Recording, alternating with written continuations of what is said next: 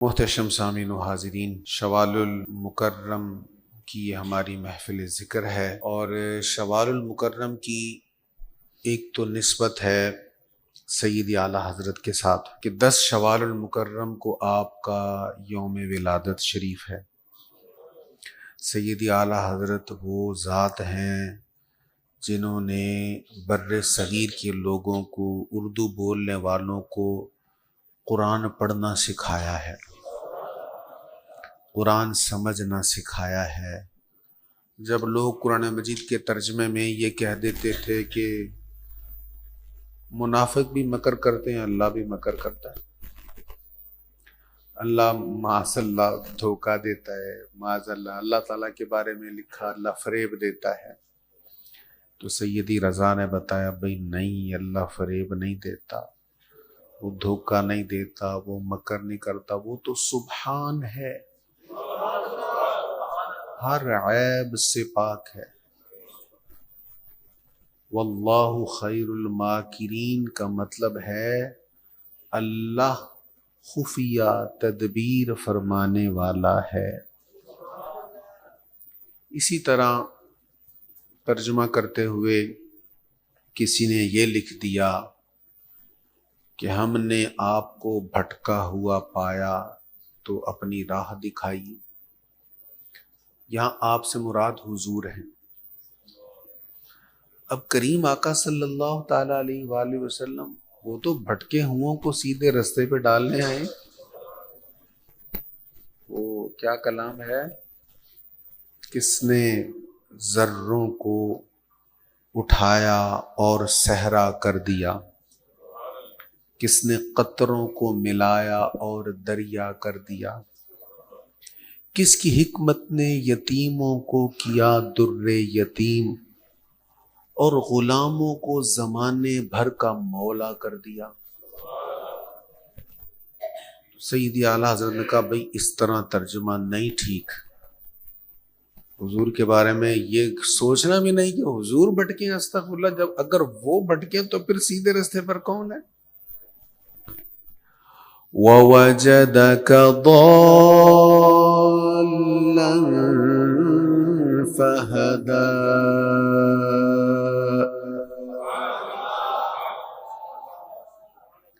ہم نے آپ کو اپنی محبت میں خود رفتہ پایا۔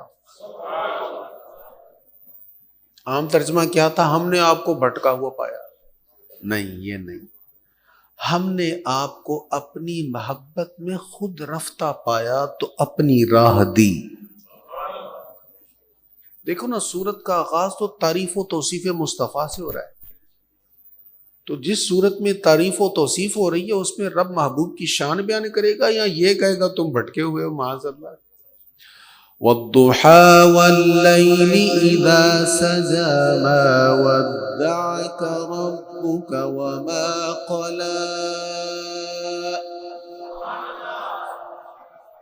چاشت کی طرح چمکتے آپ کے چہرے کی قسم، کالی سیاہ رات جیسی حسین سونی زلفوں کی قسم، آپ کے رب نے آپ کو چھوڑا نہیں ہے، آپ سے روٹھا نہیں ہے۔ وَلَلْآخِرَةُ خَيْرٌ لَكَ مِنَ الْأُولَىٰ، آپ کی ہر آنے والی گھڑی پہلے سے بہتر ہے، شان زیادہ ہے ہر آنے والی گھڑی میں۔ وَلَسَوْفَ يُعْطِيكَ رَبُّكَ فَتَرْضَىٰ، آپ کا رب آپ کو اتنا عطا کرے گا، اتنا عطا کرے گا، اتنا عطا کرے گا کہ سونے حبیب آپ خوش ہو جائیں گے، ترضا، آپ راضی ہو جائیں گے۔ اللہ اکبر۔ تو سیدی رضا کے بڑے احسانات ہیں، ان احسانات میں ایک عظیم احسان یہ ہے کہ آپ نے اردو ترجمہ کرنے والوں کو بہت بہترین ڈائریکشن دی، ان کو بتایا کہ صرف لغت کا سہارا لینے سے فہم قرآن نہیں آئے گا، بلکہ فہم قرآن کے لیے تعظیم مصطفیٰ بھی ہونی چاہیے۔ اللہ کی شان کیا ہے، وہ سبحان ہے، ہر عیب سے پاک ہے، یہ بھی خبر ہونی چاہیے۔ ادب کے دامن تھامو، اب لغت کو لاؤ اور وہ معنی جو ادب کے مطابق ہے وہ یہاں پہ لاؤ، بے ادبی والا معنی یہاں نہیں چلے گا۔ لے سانس بھی آہستہ کہ دربار نبی ہے، خطرہ ہے بہت سخت یہاں بے ادبی کا۔ تو ایک تو نسبت سیدی رضا کے ساتھ ہے، دوسری اس ماہ کی نسبت اللہ اکبر سید الشہداء حضرت سیدنا امیر حمزہ رضی اللہ تعالیٰ عنہ کے ساتھ ہے۔ حضرت حمزہ کی کیا شان ہے، اللہ اکبر۔ کریم آقا صلی اللہ تعالیٰ علیہ وآلہ وسلم کے سگے چچا بھی ہیں اور حضور صلی اللہ تعالیٰ علیہ وآلہ وسلم کے رضاعی بھائی بھی ہیں، رضاعی بھائی ہیں میرے آقا صلی اللہ تعالیٰ علیہ وآلہ وسلم کے۔ حضور علیہ الصلاۃ والتسلیم نے جب اعلان فرمایا، دعوت توحید دی، تو اولین لوگ جو ایمان لائے ان کے بعد حضرت سید الشہداء امیر حمزہ نے ایمان قبول کیا۔ ابو جہل ایک دن حضور علیہ الصلوٰۃ والسلام کی بارگاہ میں آیا بے ادبی کی، حضرت حمزہ نے ابھی اسلام قبول نہیں کیا تھا، یہ شکار پہ گئے ہوئے تھے، شکار کے شوقین تھے اور زبردست تیر چلانے میں ماہر تھے۔ یہ تیر چلانا جو ہے نا، موقع ملے تو یہ سیکھنا چاہیے، تیر چلانا، نیزہ چلانا، گھوڑا دوڑانا، موقع ملے تو اس کو سیکھنے کی کوشش کرنی چاہیے۔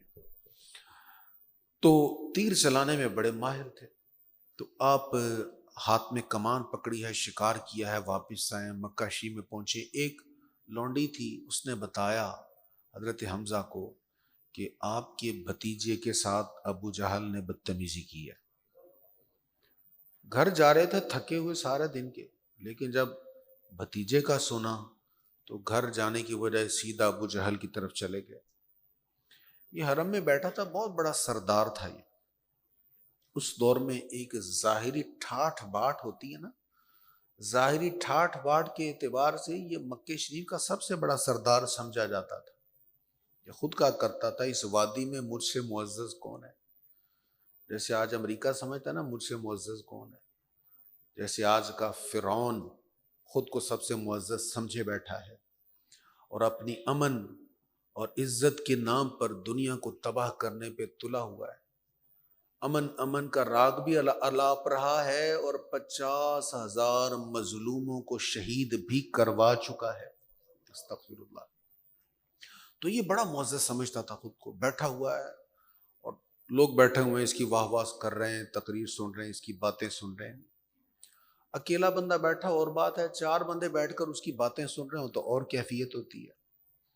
اب سب لوگ بیٹھے بڑی توجہ سے اس کی تقریر سن رہے ہیں، اس کی باتیں سن رہے ہیں۔ سیدنا امیر حمزہ رضی اللہ تعالیٰ عنہ آئے، نہ ادھر دیکھا نہ ادھر دیکھا، کون بیٹھا ہے، کس کو سنا رہے ہیں، کتنے حمایتی ہیں، کتنا سننے والے ہیں، اس کو کتنا پیار کرنے والے ہیں۔ زور سے کمان اس کے سر پہ ماری، اتنے زور سے اس کے سر پہ کمان ماری، فوراً لہو رسنا شروع ہو گیا۔ جلال میں آ کے کہا حضور علیہ السلام کے بارے میں، تم نے میرے بھتیجے کو ایسے ایسے کہا؟ اب اس نے تیور دیکھ لیے، اب امیر حمزہ بھی اللہ کے شیر ہیں، معمولی ہستی تو نہیں ہے، ان کے جلال کا سامنا ابو جہل سے بھی نہیں ہوا۔ اس نے جب دیکھا نا کہ جلال میں ہیں، تو جو لوگ دوسرے اٹھے ابو جہل کے حق میں بولنے کے لیے، ان کو روک کر کہنے لگا میں خود بات کرتا ہوں۔ تمہیں پتہ ہے یہ ہمارے خداؤں کے بارے میں کیا کہتا ہے؟ حضور کے بارے میں کہا۔ حضرت امیر حمزہ فرمانے لگے وہ جو کہتا ہے 100% ٹھیک کہتا ہے، تم سارے جھوٹے ہو، محمد سچا ہے، گواہ ہو جاؤ میں اس کا کلمہ پڑھتا ہوں۔ صلی اللہ علیہ وسلم کلمہ پڑھا، مسلمان ہو گئے۔ اب یہ ایک جذباتی انداز تھا، ایک ہوتا نا دلائل سمجھ کر یقین کر کے کلمہ پڑھنا، وہ اور بات ہوتی ہے، تو ایک جذباتی حالت تھی۔ تو کریم آقا صلی اللہ علیہ وسلم کی بارگاہ میں آئے تو یہ نہیں کہا کہ میں نے کلمہ پڑھ لیا ہے یا میں مسلمان ہو گیا، کیونکہ غصہ کچھ کم ہو گیا تھا۔ تو آ کے کہنے لگے میں نے ابو جہل کو مارا ہے، اس کا خون نکال دیا، اس کی ایسی کی تیسی، اس نے آپ پر حملہ کیا، آپ کو اس نے باتیں کہیں، تکلیف پہنچائی، یہ کر کے آیا ہوں۔ کریم آقا صلی اللہ علیہ وسلم کا حوصلہ دیکھیں، جس نے کچھ حاصل کرنا ہو نا، اس کی نگاہ اپنے مقصود پر ہوتی ہے، اپنے ٹارگٹ پر ہوتی ہے، ادھر ادھر اس کا دھیان نہیں ہوتا۔ آپ نے پنڈی جانا ہے نا، تو آپ کا مطمع نظر یہ ہوگا میں اپنی منزل پر پہنچوں، یہ نہیں کہ راستے میں ٹیک وے ہے، وہاں سے میں نے یہ بھی کرنا ہے، وہ بھی کرنا، ادھر کچھ دیر آرام کرنا ہے، ادھر کچھ لیٹ جاؤں گا، یہ کر لوں گا، وہ کر لوں گا۔ ہاں کچھ ٹائم بچ گیا، گاڑی کا انجن ہیٹ ہو گیا تو کچھ دیر رکنا پڑ جائے تو اور بات ہے، لیکن اصل چیز کیا ہے؟ مقصود، منزل مقصود۔ کریم آقا کا منزل مقصود کیا تھا؟ اللہ کے بندوں کو اللہ کے راستے کی طرف لانا ہے۔ اب وہ کہہ رہا ہے جی میں ایسے ایسے کر کے آیا ہوں، سید حضرت امیر حمزہ کہہ رہے ہیں، بڑے جلال میں، بڑے جوش میں کہہ رہے ہیں، میں نے اس کی ایسی کی تیسی کر دی۔ سرکار خوش نہیں ہوئے، خوش نہیں ہوئے، کیونکہ مقصد یہ ہے ہی نہیں بدلے لینا، ہرانا، مقابلہ کرنا، مار کوٹا، یہ مقصد ہی نہیں تھا۔ کہنے لگے چچا مجھے اس بات کی خوشی نہیں ہوگی کہ اس کے ساتھ کیا ہوا کیا نہیں ہوا، مجھے خوش کرنا ہے تو میرے رب کا کلمہ پڑھ لو۔ کہا پھر بھتیجے گواہ ہو جا میں کلمہ پڑھتا ہوں۔ اللہ اکبر۔ کریم آقا صلی اللہ تعالی علیہ وآلہ وسلم کے ساتھ ہر جگہ پھر ساتھ رہے۔ بدر میں جو معرکہ آپ نے دکھایا وہ آپ نے سنا، غزوہ احد میں جام شہادت نوش کیا، بڑی درد بری داستان ہے۔ ظالموں نے شہید کرنے کے بعد جسم کے اعضاء کو کاٹ لیا، اعضاء کا ہار پرو کر گلے میں ڈال لیا۔ اللہ اکبر۔ حضور علیہ الصلوۃ والسلام نے جب جسم اطہر کو دیکھا، حضور کے اتنے آنسو بہے کہ ریش مبارک آنسوں سے بھیگ گئی۔ صحابہ کرام کہتے ہیں ہم نے ایسا منظر کبھی نہیں دیکھا، حضور کی داڑھی مبارک سے آنسو کے قطرے نیچے کی طرف آ رہے، اتنے حضور کے آنسو بہے، اتنی محبت تھی سید الشہداء حضرت حمزہ رضی اللہ تعالیٰ عنہ کے ساتھ۔ اچھا، حضرت حمزہ کو شہید کرنے والا تھا وحشی بن حرب رضی اللہ تعالیٰ عنہ، انہوں نے بھی بعد میں اسلام قبول کر لیا۔ وحشی بن حرب نے شہید کیا تھا، یہ غلام تھا کسی کا، تو انہوں نے کہا تمہیں آزاد کر دیں گے اگر تم حمزہ کو شہید کر دو۔ ایک تو نیزہ ہوتا ہے بڑے سائز کا، ایک نیزہ ہوتا ہے چھوٹا تیر جتنا، اس کو دور سے پھینکا جاتا ہے، تیر کو کمان میں رکھ کے پھینکا جاتا ہے، تو نیزے کو ہاتھ میں پکڑ کر یوں پھینکا جاتا ہے، یہ چھوٹا نیزہ اس کو کہتے ہیں، اور چھوٹے نیزے کا یہ ماہر تھا وحشی۔ تو اس کو کہا کہ تو اگر حمزہ کو شہید کر دینا نیزے کے ساتھ تو پھر تجھے آزاد کر دیا جائے گا۔ وحشی خود کہتا ہے کہ میں جب جنگ ہو رہی تھی غزوہ احد تو جنگ زوروں پر تھی اور میں تلاش میں تھا کہ موقع کوئی ملے صحیح، کہتے مجھے موقع مل گیا۔ حضرت حمزہ کے ہاتھ میں، دونوں ہاتھوں میں تلواریں تھیں، اور اللہ کا شیر جدھر جاتا کافروں کو کاٹ کاٹ کر گراتا جاتا، دونوں ہاتھ اٹھے ہوئے ہیں، تلواریں چل رہی ہیں، تو میں موقع میں تھا۔ ایک موقع پر ہاتھ جب بلند ہوئے تو پیٹ تھوڑا سا ننگا ہوا، اسی وقت میں نے نیزہ پھینک دیا، وہ نیزہ جان لیوا ہوا، آپ کی شہادت ہو گئی۔ اب یہ اس کا کام تو بس اتنا ہی تھا، کہنے لگا مجھے تو حمزہ سے کوئی دشمنی نہیں تھی، میں نے تو بس اپنا مقصود حاصل کرنا تھا کہ مجھے آزادی مل جائے کسی طریقے سے۔ کہتے جب میں نے دیکھ لیا کہ نیزہ لگ گیا تو میں پھر وہاں سے نکل گیا، بھاگ گیا۔ اب حضور صلی اللہ تعالیٰ علیہ وآلہ وسلم تک یہ بات پہنچ چکی تھی کہ ان کو شہید کرنے والا وحشی بن حرب ہے، مسلمانوں کو بھی پتا تھا۔ اب یہ وحشی کہتا ہے میں اپنی جان بچانے کے لیے نا وہاں سے نکل گیا، ایک وقت گزرا، زمانہ گزرا، مسلمانوں کو عروج ملا، مسلمان مدینہ منورہ سے چلے اور مکہ معظمہ تک آئے اور مکہ شریف فتح ہو گیا۔ کہتے میں یہاں سے بھاگا، طائف میں چلا گیا، پتہ چلا ادھر بھی آ رہے ہیں، وہاں سے بھاگا، جدے چلا گیا۔ پتہ چلا مسلمان ادھر بھی پہنچ رہے ہیں، زیادہ دن نہیں لگیں گے، ادھر بھی آ جائیں، کہتے وہاں سے کشتی میں بیٹھا یا جہاز میں بیٹھا کسی اور سمت میں جانے لگا۔ کسی نے پوچھا کدھر جا رہے ہو؟ میں نے کہا جی ایسے یمن یا شام کی طرف کہیں نکلوں گا۔ وہ کہنے لگا کہاں کہاں جاؤ گے بھاگ کر؟ مسلمان ادھر بھی پہنچ جائیں گے، پھر کیا کرو گے؟ پھر کیا کروں تو ہی بتا۔ اس نے کہا کہ بھئی جس سے بھاگ رہے ہو نا اسی سے جا کے پناہ مانگ لو۔ سیدی اعلیٰ حضرت نے بڑا خوبصورت شعر کہا ہے، چور حاکم سے چھپا کرتے ہیں یا اس کے خلاف؟ چور تو حاکم سے چھپتے ہیں نا، اس کے خلاف تو نہیں کرتے، اس کے سامنے تو نہیں جاتے۔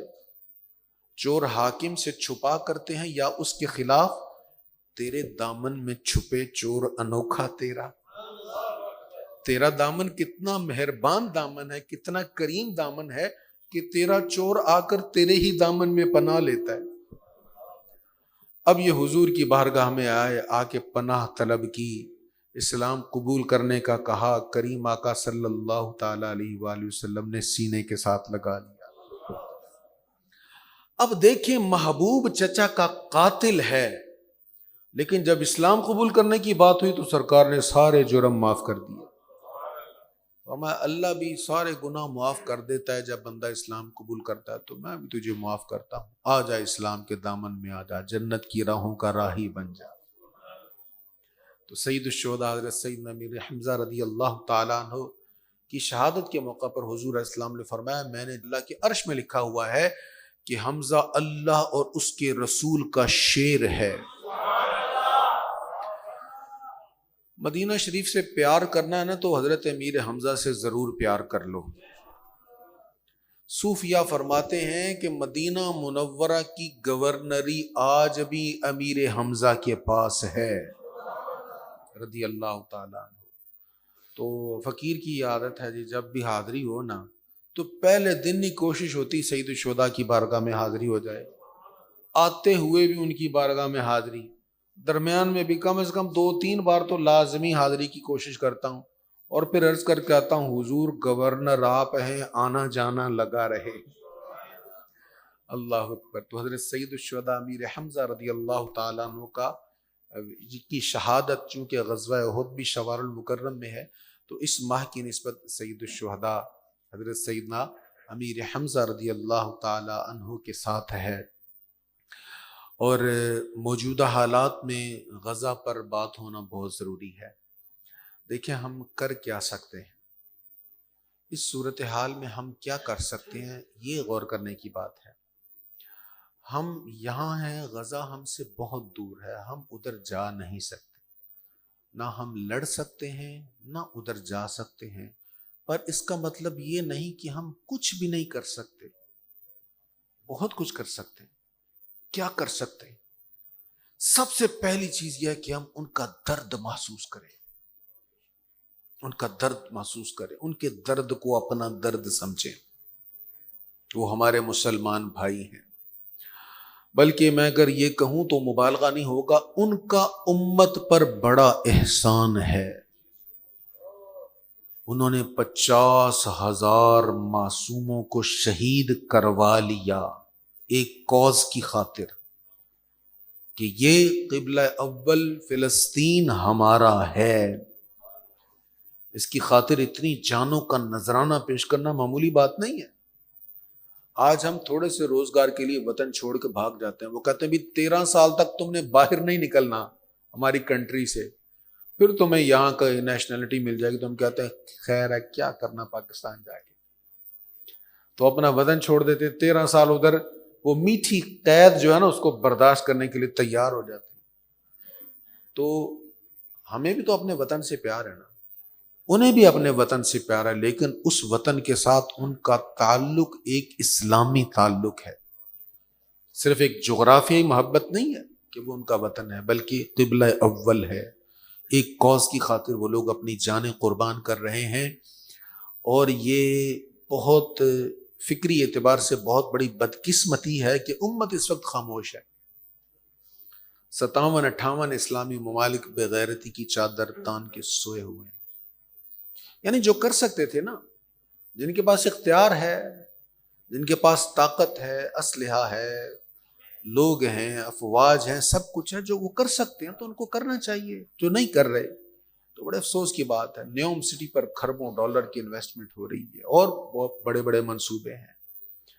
مصر کو اپنا نیا کائرو سٹی بنانا ہے، اس کی ادھر انویسٹمنٹ ہو رہی ہے۔